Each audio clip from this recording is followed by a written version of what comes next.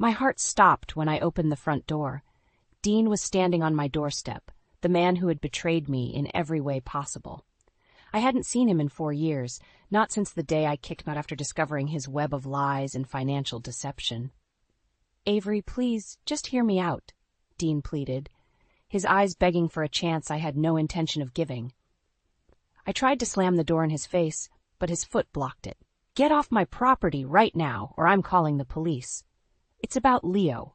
I want to be part of his life again." The mention of my 4-year-old son made my blood boil. Dean had no rights when it came to Leo after abandoning us. I pushed against the door with all my strength until Dean finally backed away, stumbling down the steps. "You're never going to see him again, you son of a bitch. You gave up that chance a long time ago," I screamed before slamming the door shut, my whole body trembling. Leo came running down the hallway, his eyes wide with fear. "Mommy, who was that man?" I pulled my son into a fierce hug, my heart aching at how he didn't even recognize his own father. "No one you need to worry about, baby. Just a mistake from Mommy's past." Over the next few weeks, Dean's unwanted presence continued to haunt me. Repeatedly he would show up unannounced, making desperate pleas to let him into our lives again. The flower deliveries, the cards slipped into the mailbox, it was unrelenting. I knew better than to believe his claims of changing his ways. Finally, the knock on the door I had been dreading came. I opened it to find Dean looking haggard but disturbingly composed. "We need to talk, Avery, for real this time." "Talk?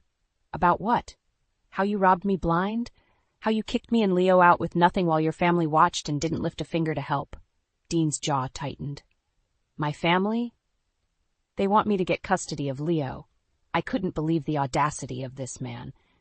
"Are you out of your goddamn mind? Get off my property right now before I call the cops and have you thrown in jail for trespassing." "You don't understand, Avery," Dean said, taking a step towards me. "My mother, Eleanor, is never going to let this go. She has the best lawyers working to take Leo away. Over my dead body." I slammed the door in his face again, my chest heaving with rage. Through the frosted glass, I saw Dean's silhouette linger for a moment before trudging away. I leaned my forehead against the door, my mind racing. Dean's toxic family, especially his manipulative mother Eleanor, had always been the catalyst for his worst behavior. Was this custody threat for real, or just another one of Dean's mind games? One thing was certain, I would fight to my last breath before letting that family anywhere near my son again. I first met Dean at a dive bar downtown 6 years ago.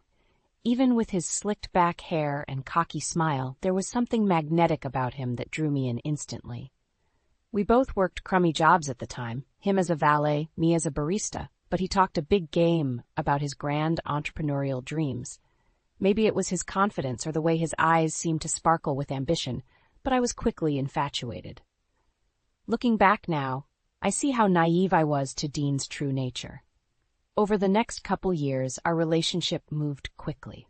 Within months, we were shacking up together in a rundown studio apartment.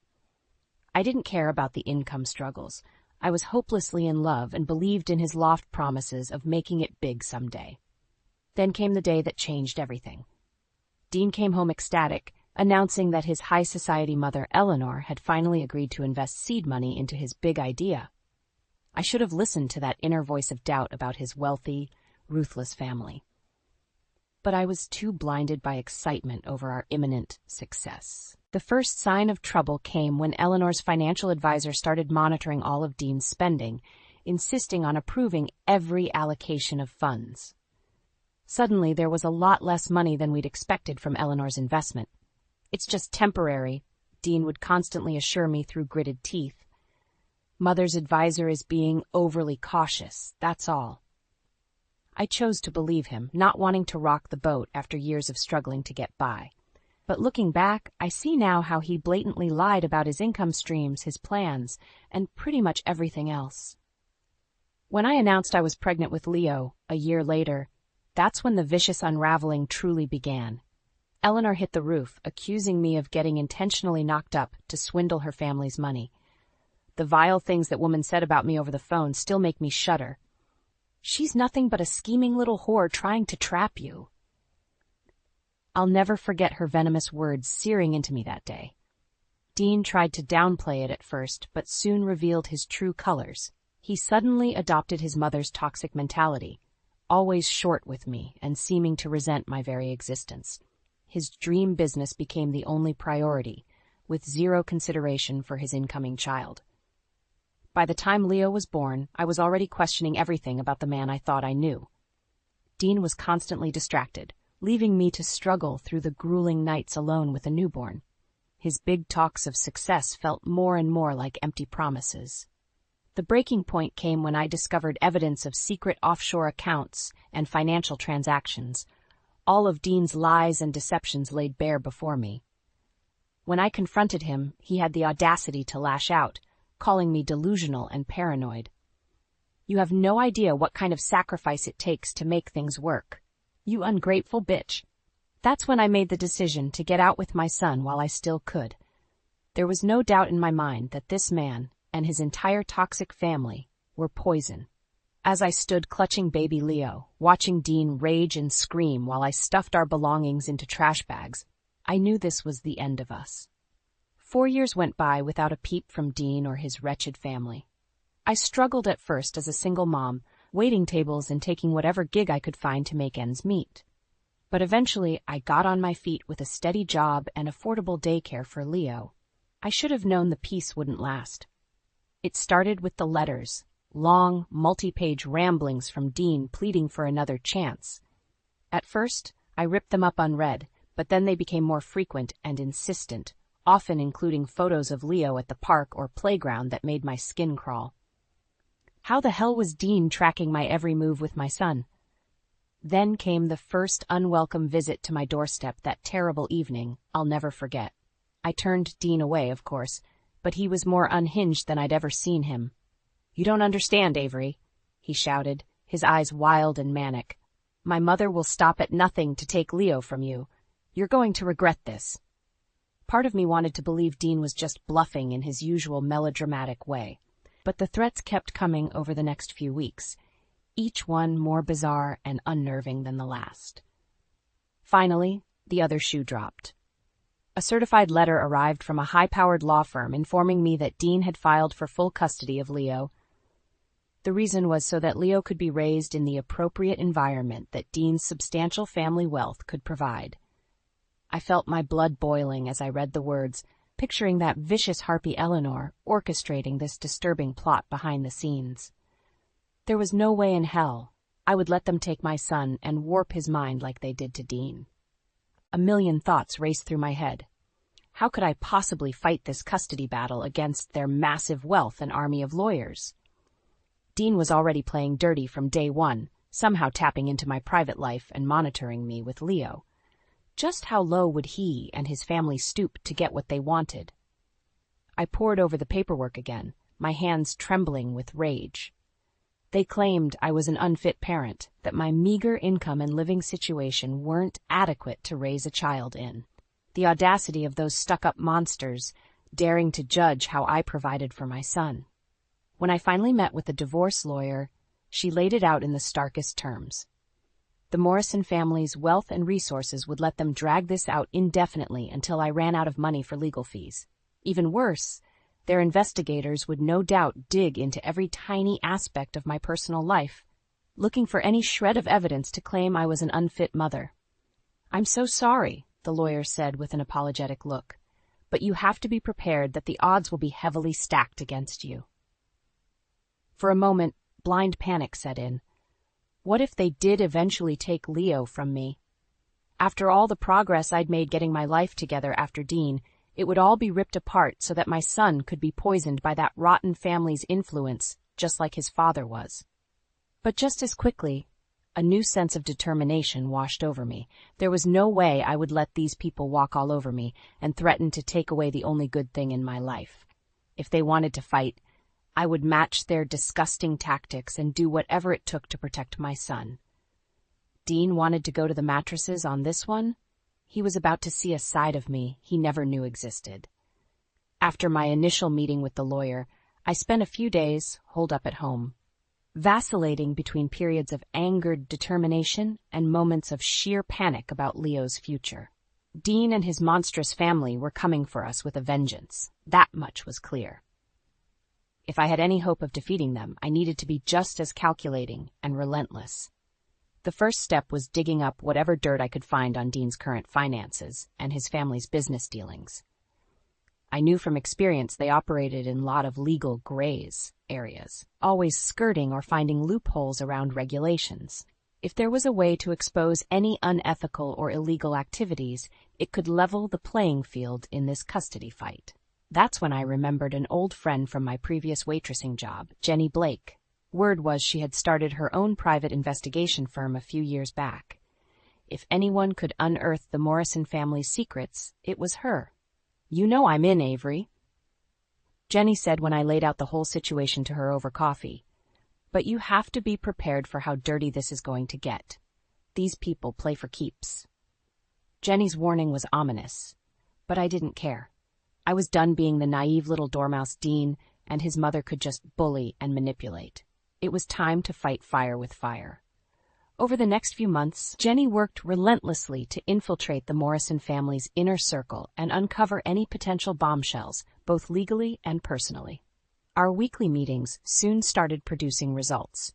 First came the records of Dean's past criminal arrests for soliciting and possession of illegal substances, incidents that had been carefully covered up by high-priced lawyers and legal maneuvering. Just having that on record could already cast doubt on his ability to provide a stable home for a child. Even more crucial was the mounting evidence of shady business practices, corruption, and under-the-table payments surrounding Dean's startup that his mother's money had bankrolled. It was just as I suspected, a total house of cards crafted through backroom deals and cooked books. "Just wait until you see what I've got next," Jenny told me one afternoon, unable to suppress a sly smile. "This is the kind of thing that could potentially put Dean and his entire bastard family away for a long time." A few days later, Jenny arrived at my door with a manila envelope and a greasy grin. Inside were documents of offshore bank accounts with Dean's name and transactions totaling in the tens of millions. "That snake has been funneling money out of his mother's accounts for years," Jenny said. "The paper trail shows it's from all kinds of illegal activities, fraud, embezzlement, extortion, you name it." I was speechless, flipping through page after page of the cold, hard evidence.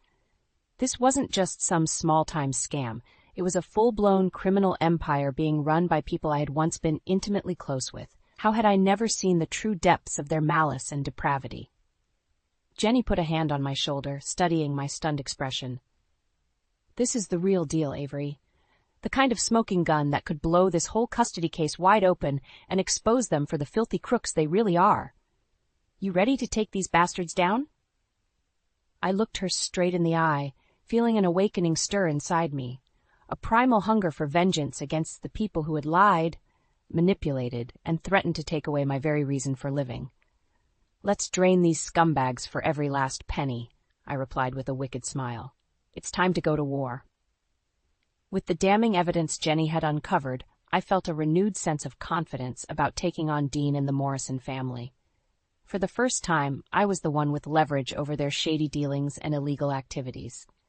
The playing field was finally level. Of course, they weren't going to just roll over either.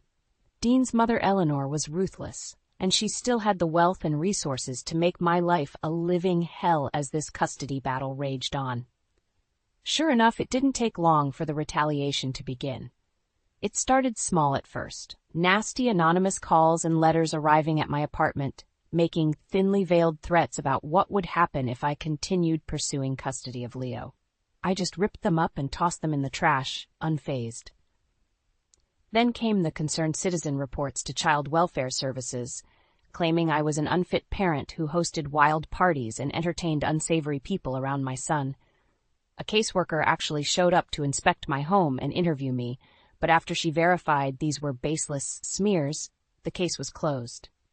Next, they started digging into my personal life, dredging up any tiny indiscretions from my past they could find. Unpaid parking tickets, fired from a job for chronic tardiness 6 years ago, anything that could be twisted to paint me as irresponsible. I'll never forget the day I arrived home from work to find Dean himself waiting on my doorstep, crouched down with his arms outstretched toward Leo. "Hey there, little buddy," he said, trying to act all warm and fatherly. "You want to come with Daddy for a while?" A surge of white-hot rage coursed through me. I snatched Leo up and shoved Dean backwards with all my strength, causing him to stumble to the pavement. "Stay the hell away from my son, you son of a bitch!" I shouted, fumbling for my phone to call the police. Dean scrambled back to his feet, his expression twisting into that same vicious sneer I remembered so well. "This is the thanks I get for trying to give my own flesh and blood a better life? Keep pushing me, Avery, and you're going to be very sorry." With that, he turned and stormed off as I clutched Leo tight, both of us trembling. I didn't sleep a wink that night, getting zero rest as I sat awake with a baseball bat, terrified that psychotic Dean or his goons would try breaking in. The worst was yet to come. About a week later, I entered the community center gymnasium for Leo's weekly parent-child playgroup, only to be confronted with a sea of suspicious stares and whispers. I found out why when one of the soccer moms approached me with a look of concern. "Avery, we all got an email saying some, disturbing things about you," the woman said, unable to meet my gaze. "The unsigned message claimed you were involved in drugs and that you've been associating with known criminals lately." I felt a lump form in my throat as I looked around at the other parents, seeing the judgment and fear plastered on their faces as clear as day. The Morrison family was spreading insidious lies, poisoning my reputation before we even set foot in court for the custody hearing. That's when I realized with sinking dread they were going scorch earth, doing everything in their power to ruin me so they could swoop in and claim I was an unfit parent who didn't deserve Leo. Facts and morals didn't matter to these people, only obliterating anything or anyone who stood in their way. As I gathered Leo and rushed out of there, blinking back hot tears of rage and helplessness, I knew this custody battle had entered a terrifying new stage, one where I could potentially lose everything that mattered most to me. This was Dean and his family's version of total war, and I had to be ready to match that level of ruthless determination to survive. By the time my day in court arrived, I was a bundle of nerves, but also a woman possessed. Dean and his family had shown their true colors, revealing the depths of depravity they were willing to stoop to in order to take Leo away from me. But now, finally, I had ammunition of my own to fight back. The morning kicked off with fireworks right from the start. Dean's legal team made a big show of passing around a bulging dossier to the judge, smugly detailing everything from my past financial struggles as a single mom to the occasional speeding ticket. I had to stifle a laugh. If that was the worst they had on me, they were in for a rude awakening. "Your Honor, we have grave concerns about Ms. Morrison's ability to provide a stable, nurturing environment for her son," Dean's smarmy lawyer proclaimed. "The evidence we'll present today proves she is fundamentally unfit to raise this child." That's when I stood up from my table. "You want to talk about evidence?" I fixed a hard glare at Dean and his pretentious mother, Eleanor, seeing the surprise register on their faces. With a smile, I reached into my briefcase and began distributing my own stack of meticulously prepared exhibits to the judge and opposing counsel. Page after page of damning financial records, detailing the staggering web of offshore accounts, money laundering, and illegal activities Dean had been up to all these years under his family's protection. Within minutes, the entire courtroom atmosphere changed.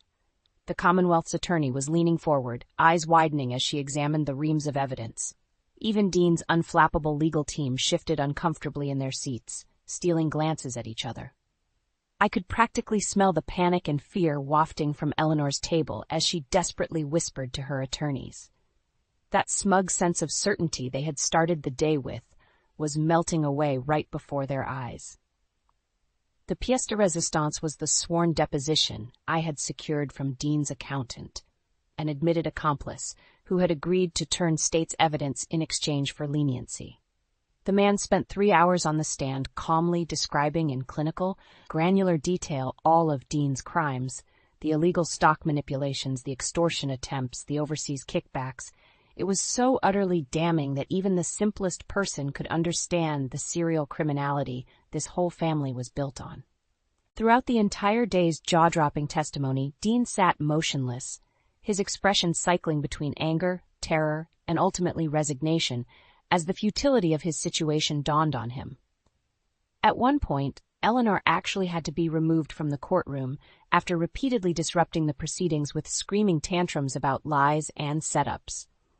The judge repeatedly warned Dean's team to drop the custody ploy, branding it a transparent attempt at retaliation for me discovering their litany of criminal activities. But they stubbornly, foolishly doubled down, perhaps because at this point pursuing custody of Leo was the only leverage they had left. In hindsight, their foolish pride seems almost quaint compared to the hell that soon rained down upon them. Because after finally realizing the depth of their transgressions, the Commonwealth chose to escalate matters by bringing RICO charges against Dean and his entire family, a criminal syndicate built on decades of fraud, money laundering, bribery, and embezzlement. Just like that, their world came crashing down. Assets were seized. Shocking mugshots were plastered to newspapers from coast to coast, and reality finally struck home for that depraved Morrison clan. All of my anguish, my struggle over the past months, was ultimately validated. As we walked out of that courthouse, following the stunningly one-sided verdict in my favor, Jenny draped her arm over my shoulders with a wide grin. "So feel like celebrating making those scumbags get what they deserved?" I smiled back, feeling a massive weight lift off my shoulders. "Hell yes, but first I need to go hug my son."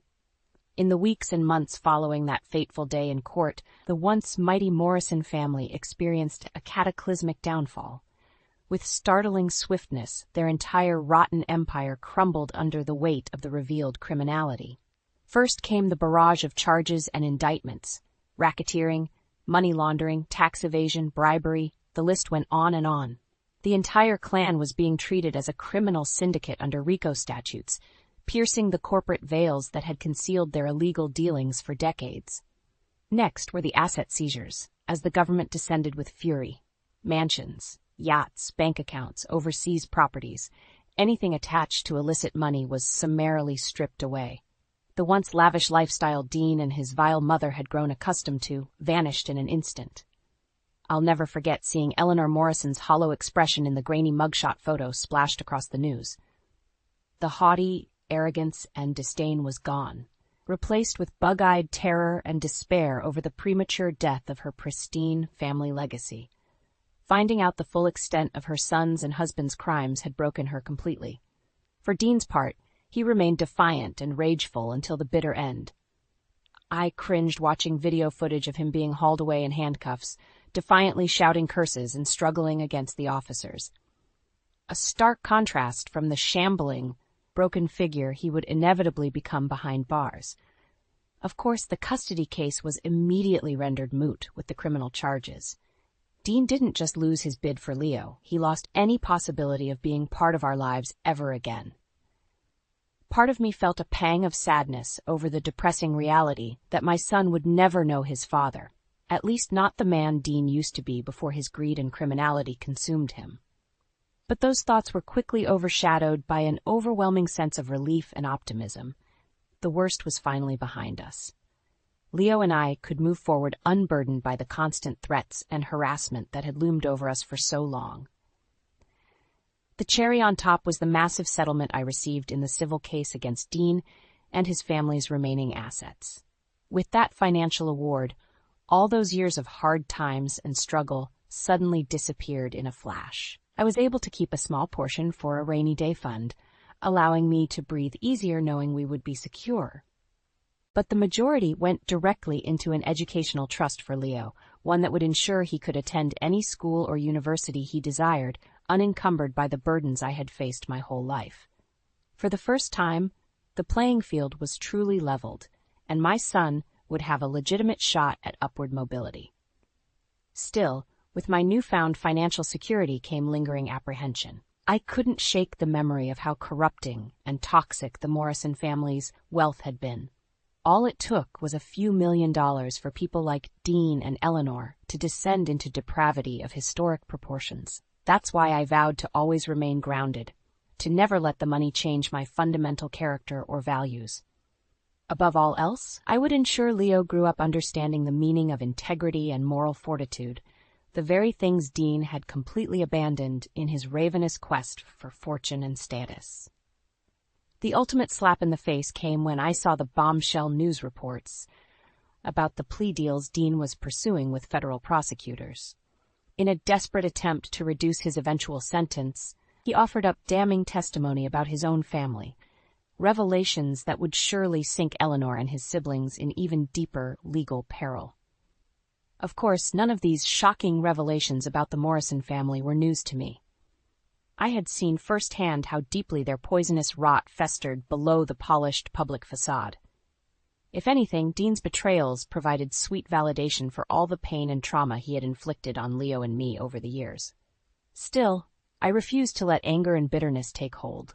With the custody battle behind us and our future secure, all I cared about was moving forward and cherishing every moment with my son.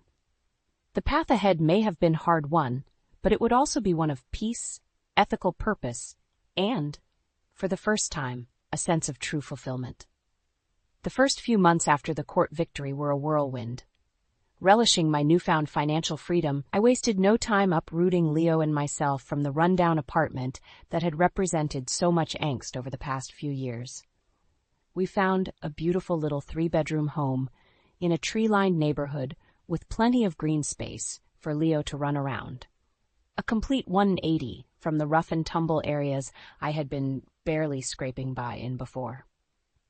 I'll never forget the wide-eyed amazement on my face as we toured the place for the first time. "We get our own big yard, Mommy?" Leo asked in wonder, struggling to comprehend the major upgrade in living standards. I ruffled his hair with a warm smile. "All this and more, baby. This is our chance to really spread our wings." With our living situation settled, I turned my attention to investing the bulk of the settlement into an unimpeachable educational trust fund. I retained a premier wealth management firm, making it crystal clear that under no circumstances were they to pursue any dicey or unethical investment vehicles. Every dollar would go towards compounding growth for Leo's future academic goals. End of story. Those early days were a needed reset for both of us. We spent countless blissful hours playing in the yard, going on long walks through our new peaceful neighborhood, and visiting the library and museums downtown.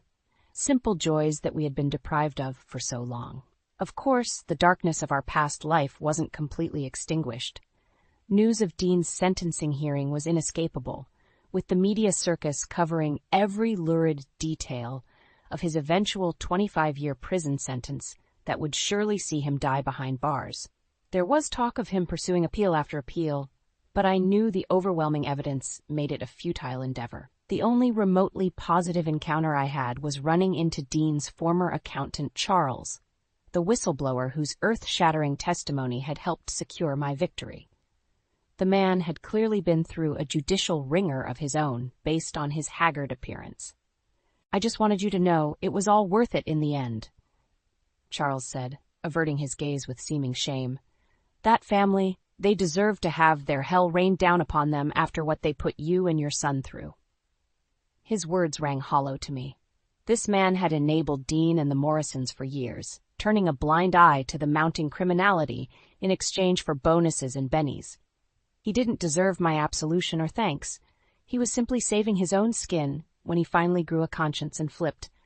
"Just do yourself a favor," I replied flatly. "Use your second chance more wisely than they did." As the years went on, Dean and his family continued slipping out of our lives and into irrelevance. There were occasional snippets in the news about Eleanor's declining health and her son's increasingly delusional legal efforts from prison. But I paid it no mind, content to let that vile brood fade into oblivion where they belonged. My only priority was ensuring Leo grew up with a strong moral foundation, imparting on him the values of integrity and civic responsibility that Dean had completely abandoned in his pursuit of wealth and power. We volunteered together, gave back to charitable causes, and I deftly guided Leo towards focusing his sharp intellect on academics rather than any get-rich-quick daydreams. Years later, I felt an immense swell of paternal pride as I watched Leo graduate from a prestigious university with a computer science degree. Dreams of being a Silicon Valley entrepreneur very much intact, but this time with a respect for ethics and transparency. He would build something from scratch through hard work and resourcefulness, not bribery and corruption like the path that had destroyed his own father. In the heady, post-graduation celebrations, Leo broke away from his friends to find me, wrapping me up in a fierce embrace. "Thank you for everything, Mom," he said, his voice thick with emotion. "I don't know how you found the strength all those years to persevere through everything and still raise me right. But I'm going to make sure your sacrifices weren't for nothing." I felt hot tears of joy stinging my eyes as I held him tighter. After so many years of turmoil, my son was finally a man, one who understood what truly mattered in life, principles over greed, ethics over sociopathy. He had exorcised the demons of his family legacy. "You already have, Leo," I whispered fiercely, "just by being you."